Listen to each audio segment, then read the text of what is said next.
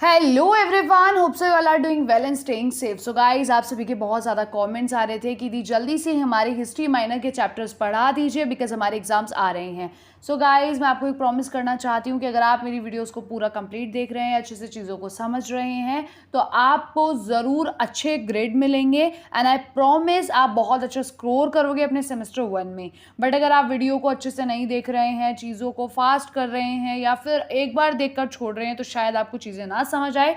Because मैं यही बोलूँगी, अगर आपको समझ नहीं आ रहा है तो वीडियो को एक बार ज़रूर देखना, आपको अच्छे से चीज़ें क्लियर हो जाएंगी। बाकी मैंने बहुत ईजी PDF बनाए हैं, ये स्लाइड्स इतनी ईजी है, जब आप इनको सुनेंगे समझेंगे आपको बहुत अच्छे से चीज़ें समझ आएंगी। एंड प्लीज़ कमेंट में ज़रूर बताना आपको मेरा पढ़ाया समझ आ रहा है या नहीं।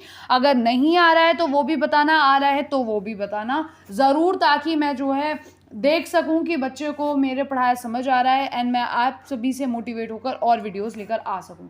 सो यहाँ पे आप देख रहे होंगे लिखा हुआ है प्राचीन इतिहास को जानने के स्रोतों के लिए यहाँ पूरी जानकारी। तो बेसिकली इस वीडियो में मैं आपको पूरा बताने वाली हूँ कि जो हमारे प्राचीन इतिहास से उनसे मैं हमारे पुराने ज़माने के बारे में कैसे पता चलता है, हमारे पुराने इतिहास के बारे में कैसे पता चलता है, किन से, जो हमारे पुराने स्रोत है, प्राचीन स्रोत है। यानी कि आपने देखा होगा जैसे हड़प्पा सिविलाइजेशन थी, एग्जाम्पल दे रही हूँ, तो वहाँ पे क्या थी, सोर्सेज मिले जिससे हमें पता चला कि हड़प्पा सभ्यता कैसी थी। वहाँ पे ईंटें मिली तो हमें पता चला कि 2 मंजिला घर होते होंगे, ईंटों की इमारतें होती होंगी। पर हमें तो नहीं पता था कि उस टाइम पे ईंटें भी होती हैं, मिट्टी के घर हुआ करते थे ना। तो जो हड़प्पा सभ्यता थी वो बहुत ज़्यादा विकसित थी, ये हमें ईंटों से पता चला।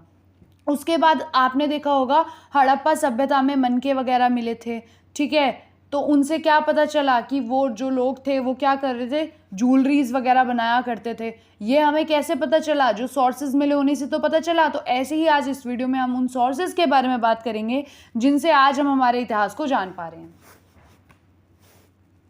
सो यहाँ पे क्या है, प्राचीन इतिहास को जानने के स्रोत। यहाँ पे क्या है, इस व्लॉग के माध्यम से आप प्राचीन इतिहास को जानने के 3 महत्वपूर्ण स्रोत को जान पाएंगे, जो कि निम्नलिखित है।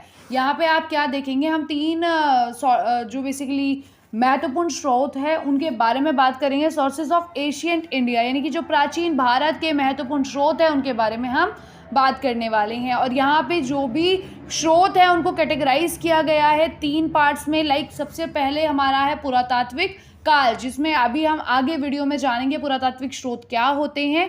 तो पुरातात्विक स्रोत हमारा पहला है जिसको हम कैटेगरी में डिवाइड कर रहे हैं। दूसरा है साहित्यिक स्रोत, तीसरा है विदेशी स्रोत। अब साहित्यिक स्रोत कौन से होते हैं, जो हमारे साहित्य से जुड़े होते हैं। लाइक हमें जैन धर्म है, बौद्ध धर्म है, इनसे हमें हमारे इतिहास के बारे में जानकारी मिल रहे हैं। पुरातात्विक कौन से होते हैं, जो बहुत पुराने होते हैं, जैसे कि अभिलेख मिल गए, कोई मूर्ति मिल गई, कोई सिक्का मिल गया पुराने राजा का, तो ये क्या हो गए, हमारे पुरातात्विक हो गए।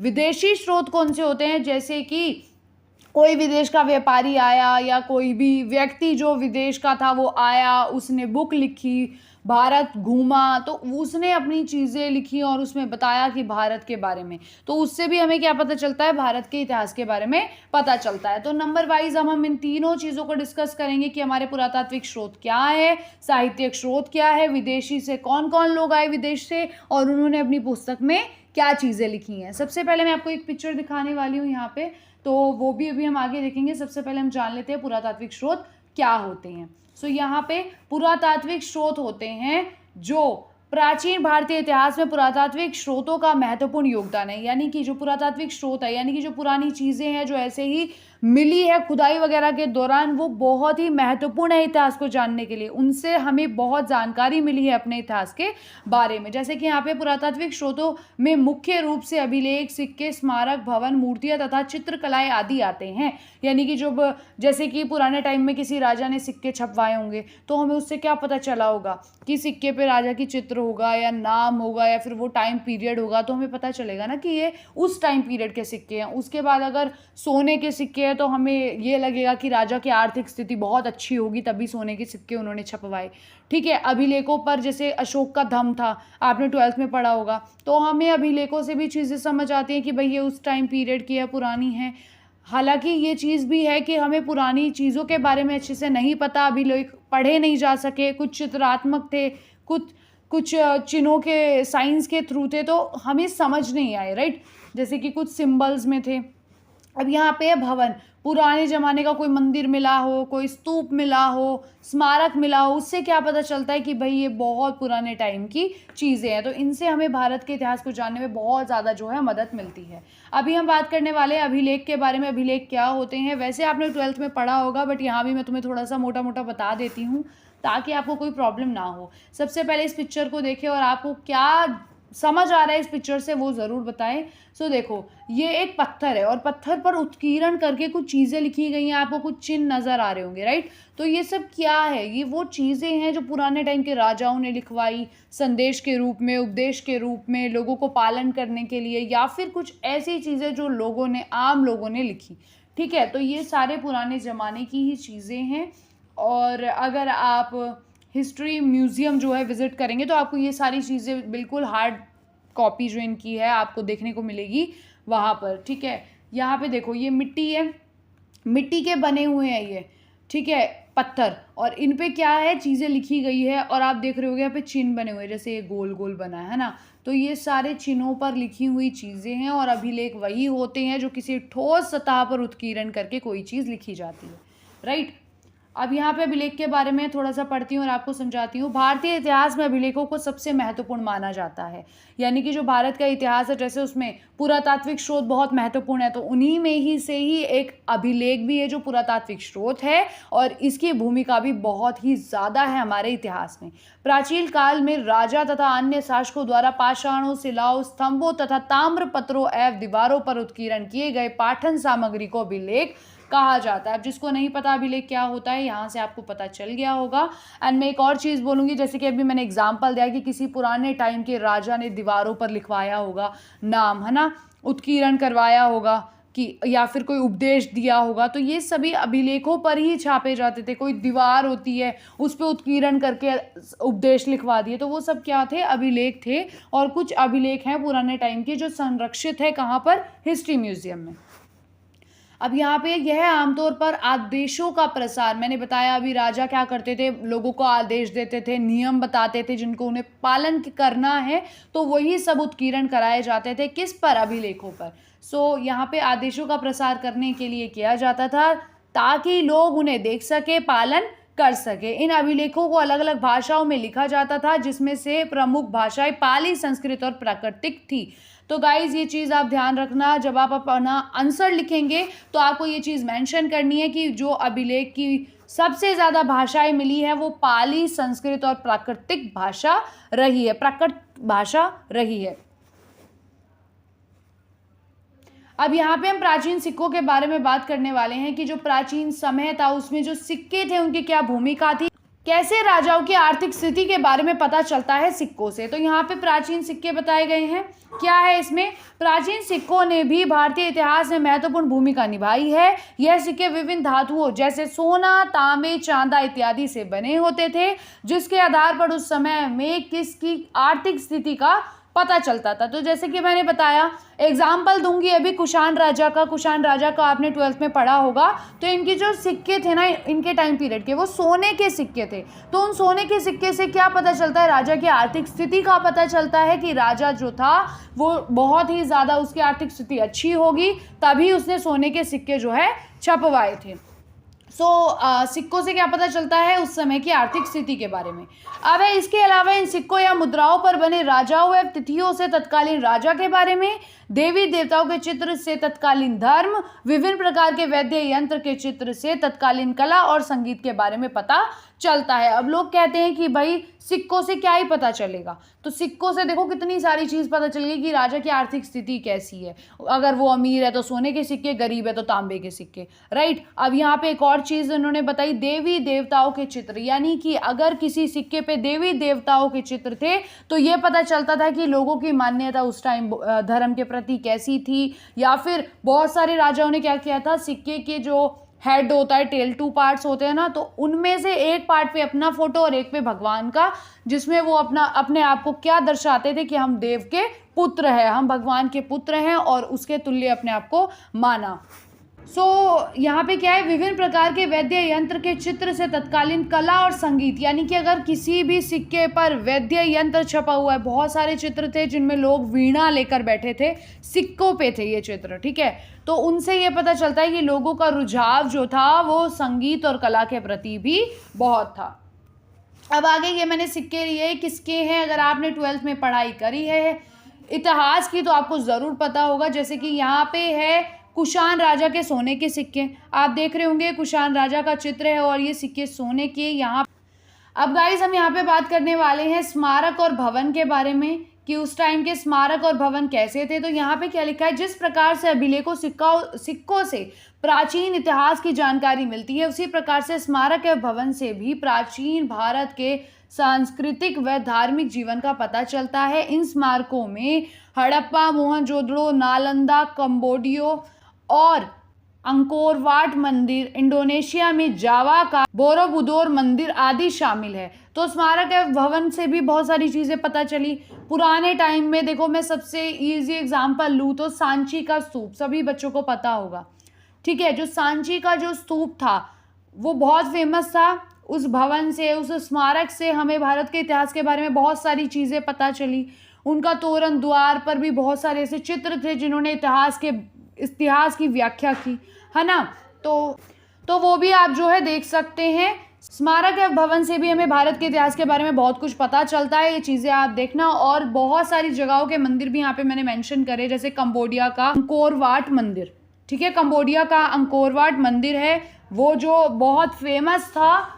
तो इससे भी हमें हमारे इतिहास के बारे में पता चलता है। आगे देखते हैं, ये देखिए इस चित्र से क्या पता चलता है, ज़रूर बताओ कमेंट में। ये किस चीज़ का चित्र है, ये सांची का स्तूप है जो टीला टाइप बना हुआ है। इसके बारे में आपने 12th में ज़रूर पढ़ा होगा, ठीक है। सो ये सांची का स्तूप है, बहुत फेमस है। और इसका एक और चित्र दिखाऊंगी, ये देखिए।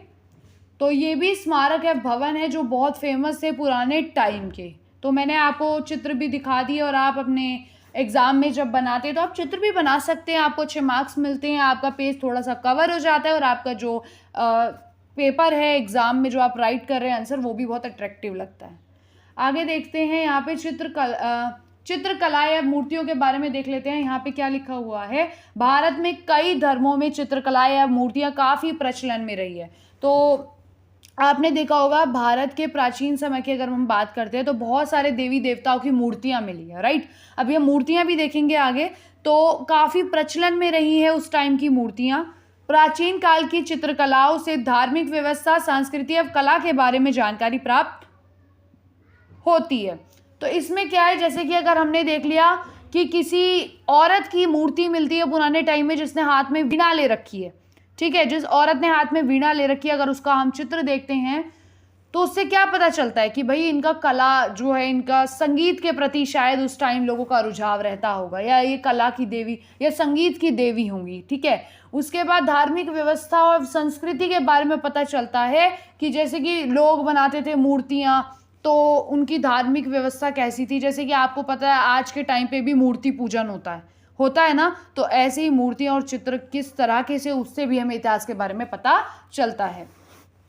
इसके साथ ही चित्रों के माध्यम से प्राचीन समय के लोगों के जीवन की जानकारी भी मिलती है कि पुराने टाइम के लोगों का कैसा जीवन होगा, वो भी हमें मूर्ति कलाओं से, चित्रकलाओं से पता चलता है। और उस टाइम के लोग कितने रचनात्मक थे वो भी उनकी जो चित्रों से पता चलता है।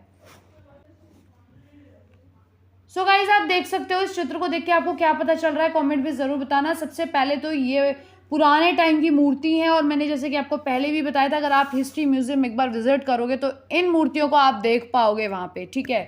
तो ये इस टाइप की कुछ मूर्तियाँ थी जो पुराने टाइम की मूर्तियाँ मिली हैं, जिनसे बहुत सारी चीज़ें पता चलती है, लोगों का किस तरह का रुझाव था, किन चीज़ों में थे, लोग कितने क्रिएटिव थे, कितनी अच्छी मूर्तियाँ बनाते थे, वो सब हमें इन मूर्तियों से पता चलता है। तो चलिए थोड़ा सा पढ़ लेते हैं आगे। सो गाइस चलिए बात करते हैं साहित्यिक स्रोत के बारे में कि आपके जो साहित्यिक स्रोत होता है वो क्या होते हैं, कौन से होते हैं। सबसे पहले मैंने आपको बताया जैसे कि आपके जैन धर्म है, बौद्ध धर्म है, इनसे क्या पता चलता है, हमारे इतिहास के बारे में पता चलता है ना, कि हमारे इतिहास में बौद्ध धर्म के कोई ज्ञाता थे, कोई जैन धर्म के थे, उन्होंने प्रचार किया, धर्म कैसे फैला, तो इनसे भी हमें हमारे इतिहास के बारे में पता चलता है और बहुत सारे लोग इन चीज़ों को अभी भी फॉलो कर रहे हैं। सो यहाँ पे क्या लिखा हुआ है, साहित्यिक स्रोत के अंतर्गत हम ऐतिहासिक सामग्रियों का अध्ययन करते हैं। ऐतिहासिक मतलब जो पुराने टाइम की चीज़ें हैं, ठीक है। इसमें किताबें, ग्रंथ जीवनियाँ आदि शामिल है। जीवनियाँ कैसे कह सकते हैं, जैसे कि पुराने टाइम का कोई राजा होगा, वो बहुत फेमस था, तो हम उसके बारे में पढ़ते हैं, उसका इंट्रोडक्शन पढ़ते हैं, उसका परिचय पढ़ते हैं, तो उसी को जीवनी कहते हैं। एंड ग्रंथ पढ़ते हैं, उसकी किताबें पढ़ते हैं, ठीक है। तो ये सब किस में आते हैं, साहित्यिक स्रोतों में। प्राचीन काल में पुस्तकें हाथ से ताड़ पत्रों तथा भोजपत्रों पर लिखी जाती थी। साहित्यिक स्रोतों के अंतर्गत वैदिक रचनाएं, बौद्ध एवं जैन साहित्य, पुराण, प्राचीन जीवनियाँ इत्यादि आती है। साहित्यिक स्रोतों को दो भागों में विभाजित किया गया है, धार्मिक साहित्य और लौकिक साहित्य। सबसे पहले हम धार्मिक साहित्य पर चर्चा करेंगे।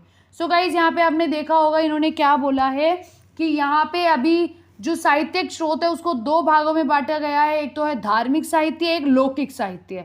सो चलिए इन दोनों को पढ़ते हैं और इनमें डिफरेंस देखते हैं क्या है। सो यहाँ पे क्या लिखा गया है, सबसे पहले हम पढ़ रहे हैं धार्मिक साहित्य। धार्मिक साहित्य में क्या लिखा हुआ है, धार्मिक साहित्य में मुख्य रूप से हिंदू, बौद्ध तथा जैन धर्म के बारे में जानकारी मिलती है। सो जो आपका सनातन धर्म है, आपका हिंदू धर्म है, उसके बारे में जानकारी हमें धार्मिक साहित्य में मिलेगी, और उसके बाद बौद्ध धर्म और जैन धर्म के बारे में भी जानकारी धार्मिक साहित्य में मिलती है। इन धर्मों के साथ साथ प्राचीन भारत में के समाज, सांस्कृतिक, लोगों की जीवन शैली व अर्थव्यवस्था आदि के संबंध में भी महत्वपूर्ण जानकारी प्राप्त होती है। सो यहाँ पे क्या होता है कि आपको हिंदू धर्म, बौद्ध धर्म और जैन धर्म के बारे में तो जानकारी मिलेगी, प्लस भारत के समाज, संस्कृति, लोगों की जीवन शैली, उनकी अर्थव्यवस्था, इन सब के बारे में भी जो है जानकारी इसमें मिलने वाली है। तो चलिए एक बार अच्छे से मैं आपको समझाती हूँ। सबसे पहले जब हम पढ़ते हैं हिंदू धर्म, तो हिंदू धर्म में आपने देखा होगा रामायण होती है, महाभारत होती है, वेद होते हैं, पुराण होती है, बहुत सारी चीज़ें होती हैं। और जो इंपॉर्टेंट चीज़ें हैं वो मैंने इन स्लाइड्स में हाईलाइट भी करी है ताकि आप देखकर समझ सके। यहाँ पे क्या लिखा हुआ है, हिंदू धर्म विश्व के सबसे प्राचीन धर्मों में से एक है, यानी कि जो हिंदू धर्म है वो बहुत ही पुराना धर्म है, ठीक है। हिंदू धर्म में वेद, ग्रंथ और पुस्तकों के बारे में भी जानकारी प्राप्त है। तो यहाँ पे आपको जो पुस्तकें थी, कौन सी, रामायण, महाभारत, इनके बारे में, जो वेद थे, ग्रंथ थे, इनके बारे में, सबके बारे में जानकारी आपको हिंदू धर्म में मिलेगी। जैसे कि अभी हम पहले बात करने वाले हैं वेदों के बारे में। वेद कितने होते हैं, हिंदू धर्म में 4 वेद है। कौन से वेद है, ऋग्वेद, यजुर्वेद, सामवेद और अथर्ववेद। ऋग्वेद में किसके बारे में है, देवताओं की स्तुति के बारे में। यजुर्वेद में किसके बारे में, यज्ञों के नियमों के बारे में है। धार्मिक विधि विधान भी जो है हमारे यजुर्वेद में ही आते हैं। उसके बाद सामवेद की बात करें तो इसमें यज्ञों के मंत्र हैं, जैसे कि लोग यज्ञ करवाते हैं, बड़े बड़े राजा यज्ञ करवाते हैं, तो उनके जो मंत्र हैं वो सामवेद में लिखे हैं। अथर्ववेद में क्या है, इसमें आप देखेंगे कि इसमें आप धर्म के बारे में, रोग निवारण के बारे में, औषधि के बारे में पढ़ने वाले हैं। तो आपको मैंने चारों वेदों के बारे में बताया थोड़ा थोड़ा, जो कि आपके लिए जानना ज़रूरी था। ऋग्वेद होता है, इसमें क्या होता है, देवताओं की स्तुति की जाती है। लाइक जो हमारे बड़े देवता होते हैं, भगवान होते हैं, उनकी पूजा करते हैं, उनके बारे में लिखा होता है कि किस नियमों से आप पूजा कर सकते हैं, किस भगवान में आप रुचि रख सकते हैं, इन सब चीज़ों के बारे में आपको ऋग्वेद में मिलेगा। यज्ञ के नियम, जो लोग बड़े बड़े क्या करवाते हैं, हवन वगैरह करवाते हैं, उसके नियम जो है कैसे करवाया जाता है वो आपको यजुर्वेद में मिलेगा। उसके बाद उसकी क्या विधि होती है, किस तरह से वो किए जाते हैं, वो आपको यजुर्वेद में मिलेगा। सामवेद में आपको मंत्र मिलते हैं जो यज्ञ में जो है बोले जाते हैं। अथर्ववेद में आपको पता चलेगा कि कोई रोग है उसका कैसे निवारण किया जा सकता है। सो यहाँ पे अब हम बात कर रहे हैं रामायण के बारे में। देखो, अगर आपको मेरा पढ़ाई समझ आ रहा है तो सबसे पहले गाइस कमेंट कर दो जाके, ताकि मैं मोटिवेट होकर जल्दी ही आपके लिए और भी वीडियोस लेकर आऊँ। सो यहाँ पे अब रामायण की बात करें, रामायण की रचना किसने करी थी, महर्षि वाल्मीकि ने की थी रामायण की रचना। ये मोटा मोटा आपको पता होना चाहिए पेपर में लिखने के लिए, इसलिए मैंने ज़्यादा डीपली नहीं ली हैं चीज़ें। रचना के समय रामायण में 6000 श्लोक थे, परंतु अब श्लोक की संख्या 24,000 कर दी गई है। तो देख रहे हो आप कितनी ज़्यादा बढ़ चुकी है। रामायण को कुल 7 खंडों में विभाजित किया गया है, यानी कि जैसे पार्ट 1 पार्ट 2 हम देखते हैं, ऐसे ही रामायण के भी पार्ट्स हैं जो 7 पार्ट्स में से डिवाइड किया गया है किसको, रामायण को। और आपने देखा होगा जो रामायण थी उसका इतना ज़्यादा ट्रांसलेशन हुआ था, अलग अलग जगह के लोगों ने अलग अलग चीज़ें लिखी, तो जो सबसे ज़्यादा लिखी गई चीज़ें थी उन्हीं को एक बड़ी क्या बनाई गई, रामायण बनाई गई, जिसमें उन्हें सबको इंक्लूड किया गया। इसीलिए ये सारी चीज़ें 6,000 से बढ़कर 24,000 हो गई और इनको जो है किसमें 7 खंडों में विभाजित किया गया है। हाँ, तो 7 खंड कौन से हैं? बालकांड, अयोध्या कांड, आर्यकांड, किष्किंधा कांड, सुंदरकांड, युद्धकांड तथा उत्तरकांड। ठीक है, अब यहाँ पे हम देखने वाले हैं महाभारत के बारे में। सो चलिए मैं आपको बताती हूँ थोड़ा सा महाभारत के बारे में भी। ठीक है, अभी हमने किसके बारे में पढ़ा, रामायण के बारे में, जिसमें आपको जितना ज़रूरत का था मैंने बताया। उसकी रचनाकार कौन थे ये याद रखना। अब महाभारत की रचना किसने करी थी? महर्षि वेद व्यास द्वारा की गई थी और यह एक काव्य ग्रंथ है जिसमें 18 भाग है। यानी कि अभी आपने देखा रामायण के कितने भाग थे, 7 थे, पर हमारी महाभारत जो है वो थोड़ी लंबी है जिसके कितने भाग है, 18 है। सबके नाम यहाँ पे मैंने मेंशन करे, आप जो है देख सकते हैं ये सभी। ठीक है, अब यहाँ पे अब हम देखने वाले हैं किन के बारे में, पुराण के बारे में, कि पुराण जो है वो क्या है। तो यहाँ पुराणों में सृष्टि, प्राचीन ऋषि, मुनियों व राजाओं का वर्णन किया गया है। पुराणों की कुल संख्या 18 है। अभी आपने देखा महाभारत में कितनी खंड थे, 18। सेम यहाँ पे पुराणों में भी कितने संख्या है, 18। इसमें आपको विष्णु पुराण, मत्स्य पुराण, वायु पुराण और ब्रह्मांड पुराण तथा भागवत पुराण के बारे में आप इसमें पढ़ने वाले हैं और आपको इससे भी प्राचीन इतिहास के बारे में बहुत सारी चीज़ें जो है पता चलती है। चलिए, अब हमने हिंदू धर्म के बारे में पढ़ा, अब बौद्ध धर्म के बारे में पढ़ते हैं। तो बौद्ध धर्म के साहित्य को देखते हैं। यहाँ पे सबसे पहले बौद्ध धर्म का जो साहित्य है इसे देखते हैं। इसमें क्या है, बौद्ध धर्म में महात्मा बुद्ध के पूर्व जन्मों का वर्णन किया गया है जिसको त्रिपिटक के नाम से जाना जाता है। त्रिपिटक आपको पता होगा, ठीक है, आपने पढ़ा होगा 12th में भी ज़रूर। तो यहाँ पे आपको किसके बारे में पता चलेगा, जो बौद्ध धर्म के जो महात्मा बुद्ध थे उनके जन्म से पहले की पूर्व जन्म के बारे में आपको यहाँ पे चीज़ें पता चलेगी। तो इसमें क्या लिखा हुआ है, जिसमें त्रिपिटक सबसे पुराना बौद्ध साहित्य का ग्रंथ है। त्रिपिटक में प्राचीन भारत की सामाजिक और धार्मिक व्यवस्था का वर्णन किया गया है। सो आप यहाँ पे क्या देखेंगे, जो त्रिपिटक है ना उसमें आपको बौद्ध धर्म की जो सामाजिक स्थिति थी, उनका समाज कैसा था, उनका धार्मिक व्यवस्था कैसी थी, यानी कि लोग बेसिकली बौद्ध धर्म को कितना मानते थे और उनकी सामाजिक स्थिति कैसी थी, वो आपको पता चलेगा बौद्ध धर्म के साहित्य में। ऐसे ही थोड़ा मोटा मोटा हम जैन धर्म के बारे में भी पढ़ लेते हैं। तो यहाँ पे क्या है, जैन धर्म का साहित्य, जिसमें क्या लिखा गया है, प्राचीन जैन ग्रंथों में महावीर द्वारा प्रतिपादित किए गए सिद्धांतों का वर्णन है। यानी कि जैन धर्म को बेसिकली किसने लिखा है, महावीर जी ने, और उन्हीं के द्वारा इसका वर्णन किया गया है। और आप इनके जो भी इन्होंने लिखा, ग्रंथ लिखा, उसमें आप जो है बहुत ज़्यादा प्राचीन इतिहास के बारे में जान पाएंगे।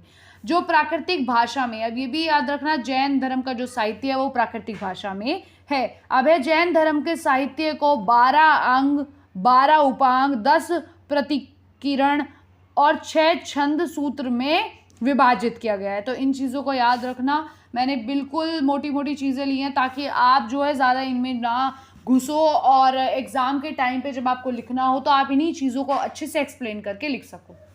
अब यहाँ पे हम पढ़ने वाले हैं लौकिक साहित्य के बारे में। इसमें क्या बोला गया है इन्होंने, इसमें ऐतिहासिक पुस्तकें, जीवनी, वृतांत इत्यादि शामिल है। इसमें 6वीं शताब्दी में एक प्रसिद्ध सांस्कृतिक विद्वान पाणिनि द्वारा रचित अष्टाध्यायी, मौर्य काल में कौटिल्य की पुस्तक अर्थशास्त्र, विशाखदत्त द्वारा रचित मुद्रा शास्त्र, सोमदेव द्वारा रचित कथा सरित सागर तथा क्षेमेत्र द्वारा रचित वृहत कथा मंजरी से मौर्य काल के बारे में काफ़ी जानकारी मिली है। ऐसे ही अन्य पुस्तकों में तत्कालीन धार्मिक, आर्थिक व सामाजिक व्यवस्था सभी पहलुओं के बारे में जानकारी मिलती है। अब लौकिक साहित्य होता है जिसमें क्या है, लोगों द्वारा लिखा गया है, ठीक है, जैसे जीवनी हो गई, वृतांत हो गए, ठीक है। सबसे अच्छा इसका एग्जाम्पल था कौटिल्य की बुक अर्थशास्त्र, ठीक है। ये कौटिल्य जो चाणक्य थे उन्होंने लिखी थी और इसमें उन्होंने बहुत ज़्यादा एक्सप्लेन किया था मौर्य काल के बारे में। तो ज़्यादा इसमें से याद मत करना, जो आपको 2-4 राइटर याद हो जाए वो याद करके उसके बारे में एक्सप्लेन कर देना। जैसे कि आप लिख सकते हो कि मौर्य काल के बारे में जानकारी कौटिल्य की पुस्तक अर्थशास्त्र से मिलती है, जिसमें उन्होंने किसका, मौर्य काल के बारे में वर्णन किया है, उस समय के बारे में बताया, जिससे हमें हमारे इतिहास के बारे में जानकारी मिलती है। अब यहाँ पे हम पढ़ने वाले हैं विदेशी स्रोत। हमारे विदेशी स्रोत क्या रहते हैं? तो विदेशी स्रोत हमारे होते हैं जो कि विदेश के लोग आए भारत, उन्होंने भ्रमण किया और जो चीज़ें उन्हें समझ आई उन्होंने जो है अपनी लिखी किताबों में। विदेशी स्रोतों के अंतर्गत हमें विदेशी यात्रियों के यात्रा वृतांत के बारे में जानने को मिला, और जिसमें विदेशी लेखकों का विदेशी राजाओं के साथ भारत की यात्रा पर आना और उनके द्वारा भारत की सामाजिक, आर्थिक तथा भौगोलिक व्यवस्था का वर्णन करना बताया गया है। कुछ महत्वपूर्ण विदेशी लेखकों एवं उनके साहित्य निम्नलिखित है। तो गाइज जो बिल्कुल इम्पॉर्टेंट है और जो आपको याद रह जाए, ऐसे विदेशी लेखक की जो पुस्तक है उनके बारे में मैं थोड़ी जानकारी आपको देने वाली हूँ ताकि आप पेपर में लिख सको। और विदेशी स्रोत में आप जो विदेश से लोग भारत आए अपने दोस्तों के साथ, राजाओं के साथ, उन्होंने भ्रमण किया, यहाँ घूमे, जो उन्होंने समझ आया वो उन्होंने लिखा। अब यहाँ पे देखेंगे आप हेरोडोटस। हेरोडोटस कौन थे पता है? हेरोडोटस यूनानी लेखक एवं इतिहासकार थे। इन्होंने इतिहास का पिता के रूप में माना जाता है। सो चलिए अब इनके जो विदेशी लेखक थे उनके बारे में जान लेते हैं। हेरोडोटस कौन थे?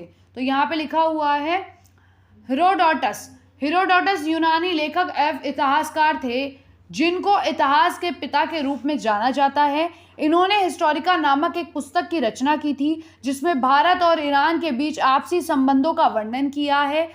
तो गाइज हिस्टोरिका जो पुस्तक है, हिस्टोरिका, उसके रचयिता कौन थे? हेरोडोटस थे, राइट। और ये एक यूनानी राजदूत थे, एक इतिहासकार थे, ठीक है। इन्होंने क्या किया था, ये भारत आए, घूमे, तो इन्होंने जो भी भारत में देखा, उनकी आर्थिक स्थिति कैसी है, धार्मिक कैसी है, सामाजिक कैसी है, भौगोलिक कैसी है, उन्हीं स्थितियों का वर्णन अपनी पुस्तक में किया। अब इन्होंने क्या है, भारत और ईरान के बीच आपसी संबंधों का वर्णन किया। अब हेरोडोटस, अगर आपसे पूछ ले हेरोडोटस पुस्तक में क्या है, तो आप लिख सकते हो कि भारत और ईरान के बीच जो संबंध थे आपसी, उनके बारे में जो है हेरोडोटस पुस्तक में लिखा गया है। अब यहाँ पे बात आती है मेगास्थनीज के बारे में। कौन थे मेगास्थनीज? आपने 12th में भी ज़रूर पढ़ा होगा।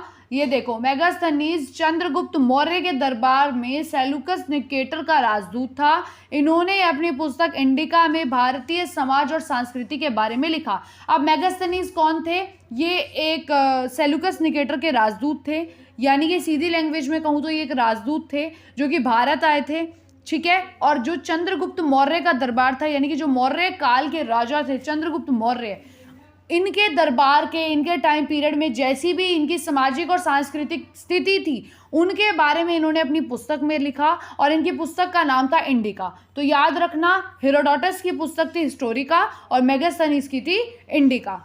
तो गाइज यही इंपॉर्टेंट चीज़ें थी जो मुझे बतानी थी और मैंने बहुत अच्छे से छोटा मोटी चीज़ें जो है एक्सप्लेन कर दी ताकि आप जब पेपर में लिखो तो आप इन्हीं चीज़ों को बढ़ा चढ़ा कर लिख सको। एंड गाइज ये क्वेश्चन पक्का पेपर में आएगा, ऐसा नहीं है कि पेपर में नहीं आएगा। यही क्वेश्चन डायरेक्ट पुट करेंगे कि भाई प्राचीन स्रोतों के बारे में बताओ, किन चीज़ों से प्राचीन इतिहास के बारे में पता चलता है। तो आप इन्हीं 3 चीज़ों को एक्सप्लेन करोगे जो कि आपकी पुरातात्विक स्रोत, साहित्यिक स्रोत और विदेशी स्रोत है। इनके अंदर जो भी सारी चीज़ें थी वो आप एक्सप्लेन करने वाले हो इस चैप्टर में। तो गाइज होप सो ये वीडियो आप सभी के लिए हेल्पफुल थी तो चैनल को सब्सक्राइब जरूर करना और कमेंट करके ज़रूर बताना आपको कैसी लगी ये वीडियो। एंड जल्दी ही आपके चैप्टर 2 की भी वीडियो आएगी जिसमें मैं आपको अच्छे से एक्सप्लेन करने वाली हूँ कि आपका क्या चैप्टर रहता है, क्या इंपॉर्टेंट चीज़ें हैं, और जल्दी ही वीडियो आएगी। उसके लिए चैनल को सब्सक्राइब कर लो, अगर नहीं किया है तो बेल आइकन को ऑल पे सेट कर दो। Thank you for watching this video till the end. Press the bell icon and stay connected. Bye bye.